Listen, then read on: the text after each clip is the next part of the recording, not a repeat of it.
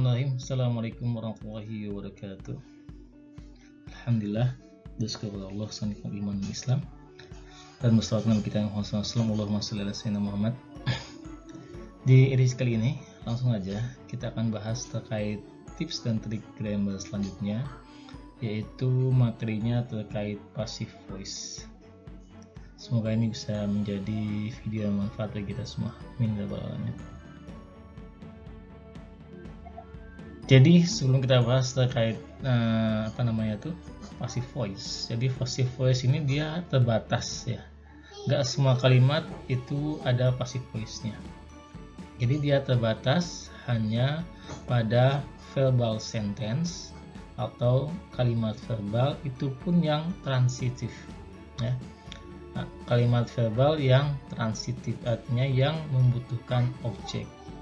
I sleep, I run itu enggak, karena dia adalah bentuk kalimat verbal tapi yang intransitif, tidak membutuhkan objek.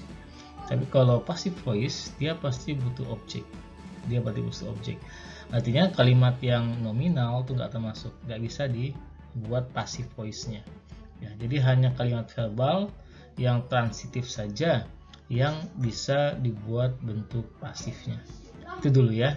Jadi pembahasan kita terbatas sampai di situ dulu ya. Jadi kalau dia verbal transitif baru bisa dipasifkan, sisanya kalau dia nominal atau verbalnya intransitif tidak bisa. Jadi dengan pemahaman ini mungkin teman-teman bisa lebih merasa mudah gitu kan. Ternyata ini nggak terlalu banyak yang dibahas dalam passive voice ini. Oke, langsung aja masuk ke materi. Jadi formula dari passive voice cuma satu ya. Apapun tensesnya nanti kan, kalau kita tahu kalimat verbal itu kan ada 16 tenses ya. Apapun tensesnya nanti dia rumusnya cuma satu passive voice nih, yaitu to be plus verb 3. Jadi teman-teman harus ingat ya, ini formulanya. Jadi saya berusaha membuat satu formula yang mewakili semua tenses, yaitu materinya adalah formulanya adalah to be dan verb 3 ya. Teman-teman yang masih lupa masalah to be, silahkan boleh lihat klik video di atas. Contoh, for example, Musa eats banana. Ini kita lihat di sini ada subjek, ada verb 1, dan ada objek. Bentuk pasifnya seperti apa jadinya? Banana is eaten by Musa. Banana is eaten by Musa. Kok bisa seperti itu? Coba kita lihat. Ini bentuk aktifnya dan bentuk pasifnya. Oke. Sekarang kita lihat. Ketika bentuk aktif berubah menjadi pasif, itu subjeknya dipindahkan dari depan ke belakang ya. Teman-teman bisa lihat di sini ya, ketika dirubah menjadi bentuk pasif, dia subjeknya dipindahkan ke depan. Begitu pula dengan objeknya. Banana yang merupakan objek daripada bentuk kalimat aktif, dia malah diubah ke depan ya. Yang awalnya ada di belakang dalam kalimat aktif, dalam kalimat pasif dia dipindahkan ke depan. Ini rumus ini adalah pola yang paling dasar ya, yang paling dasar. Nah, jadi ini adalah pola yang mendasar, itu subjek dan objeknya dipindah-pindahkan ya. Yang subjek ke belakang, objeknya ke depan ya.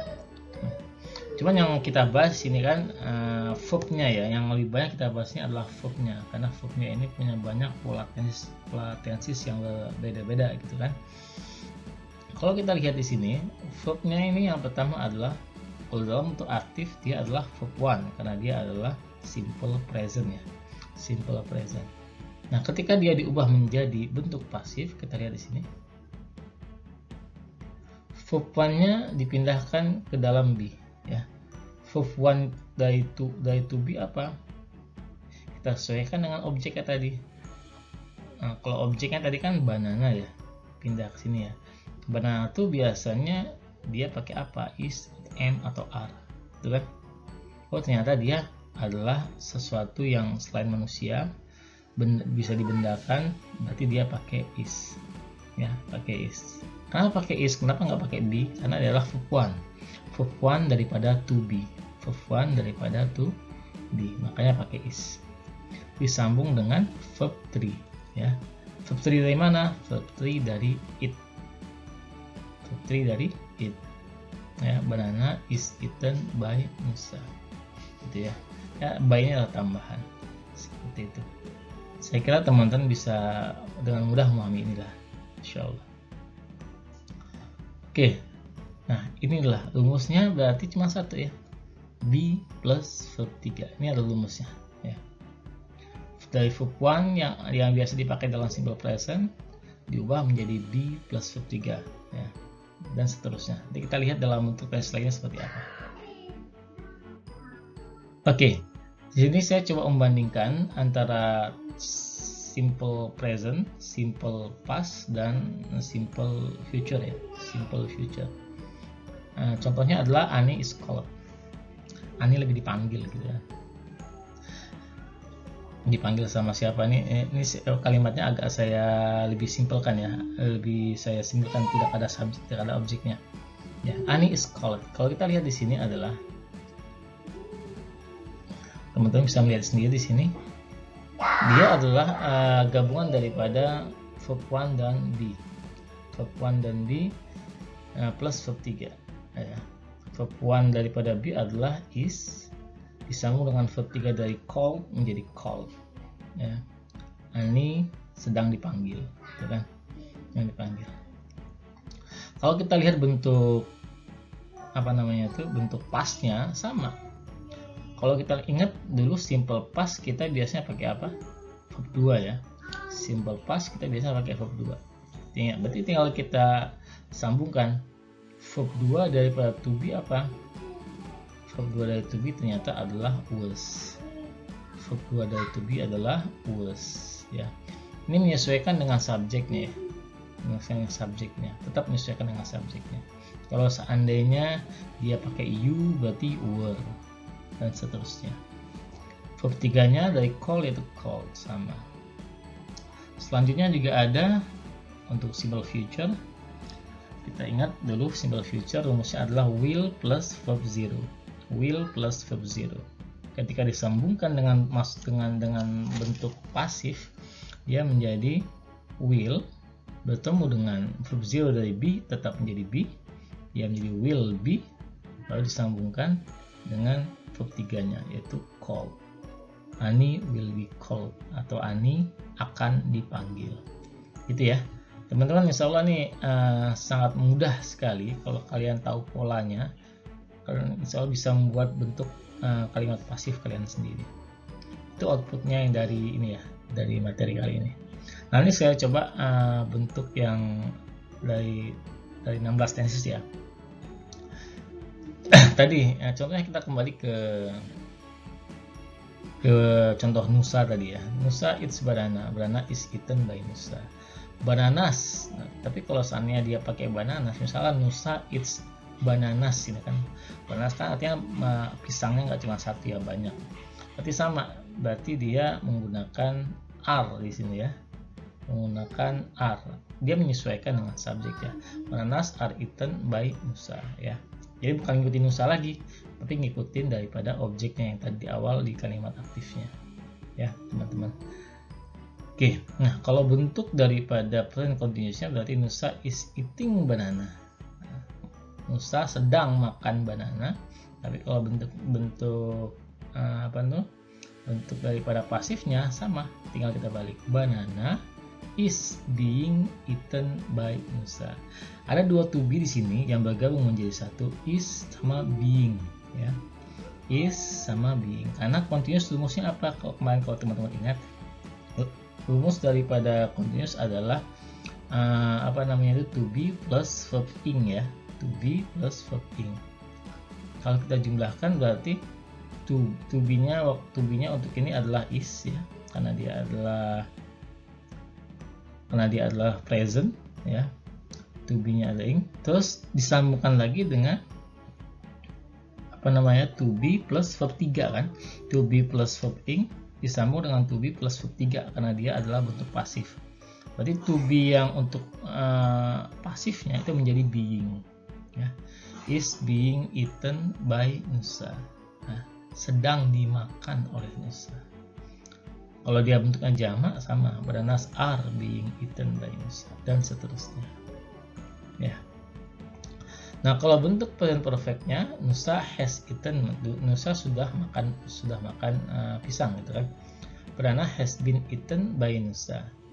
Banana has been eaten by Nusa. Ini lebih gampang lagi ya.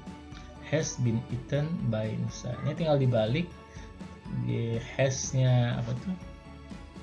Kita masukkan rumus perfectnya, has plus verb 3, ya kan? Jadi teman-teman kalau lihat di sini ya, mana ya, saya ini ngasih pena ya nih. Nah, ini pas. Teman-teman selalu akan melihat di sini ada to be sama verb 3, ya kan? To be plus verb 3, maka disebut pasif ya.